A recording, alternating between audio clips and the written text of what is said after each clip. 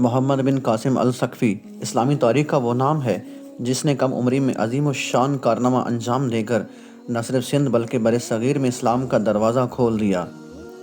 محمد بن قاسم کا تعلق قبیلہ ثقیف سے تھا۔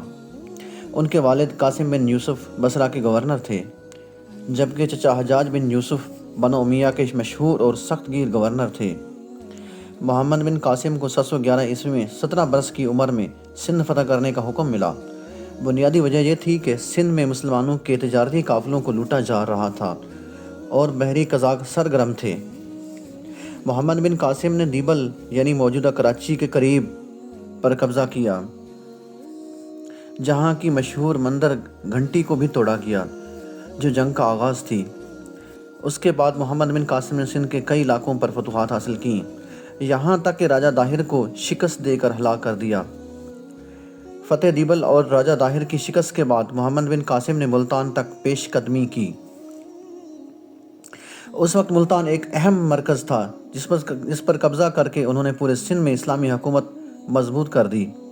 محمد بن قاسم پورے بر صغیر کی جانب پیش قدمی کا ارادہ رکھتے تھے اور کنوج جیسے بڑے ہندو راج کا سامنا کرنے جا رہے تھے، جو سندھ سے لے کر بنگال تک پھیلا ہوا تھا۔ اسی دوران خلافت میں تبدیلی ہوئی۔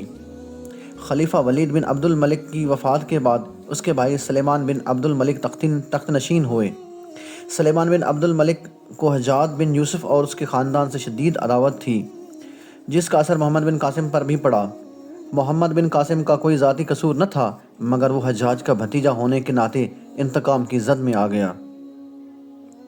محمد بن قاسم کے ساتھیوں نے اسے مشورہ دیا کہ سندھ میں اپنی خود مختار حکومت قائم کر لے، کیونکہ مقامی لوگ اور سپاہی سب اس سے محبت کرتے تھے۔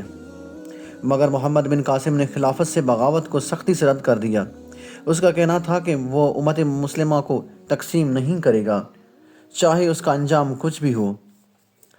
نیا گورنر یزید بن قبشہ محمد بن قاسم کو گرفتار کر کے عراق لے گیا۔ جب محمد بن قاسم سندھ سے رخصت ہو رہا تھا تو پورا سندھ اشکبار تھا۔ نہ صرف مسلمان بلکہ ہندو، بدھ اور نو مسلم سب اس کے عدل و انصاف پر رو رہے تھے۔ عراق میں واسط کے قید خانے میں محمد بن قاسم کو کئی ماہ تک اذیتیں دی گئیں۔ بالآخر 20 سال کی عمر میں اس عظیم سپاہی اور فاتح کو شہید کر دیا گیا۔